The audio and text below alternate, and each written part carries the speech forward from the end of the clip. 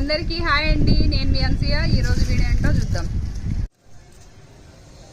దాదాపుగా అన్నీ హార్వెస్ట్ చేశానండి. ఇవి కొంచెం కొంచెం అంటే హాఫ్ వరకు పండినవి వదిలేసాను. ఇవి నెక్స్ట్ హార్వెస్ట్కి వస్తాయి. ఇప్పుడు ఏంటంటే టోటల్గా ఎన్ని వచ్చినాయో చూద్దాం ఒకసారి. చూడండి ఎన్ని వచ్చినాయో.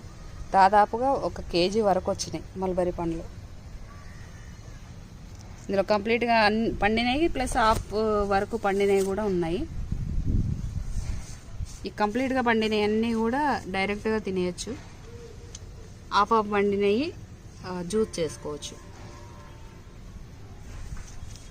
చూడండి ఎంత పంట వచ్చిందో. మీ ఇంట్లో కూడా మల్బరీ మొక్క ఉందా? నాకు కామెంట్లో పెట్టండి. మీ మొక్క కూడా ఇలాగే పండుతుందా, లేదంటే ఏమన్నా ప్రాబ్లమ్స్ వస్తున్నాయా మొక్కకి, లేదంటే మొక్కకు సంబంధించి ఏమన్నా మీకు డౌట్స్ ఉన్నాయా?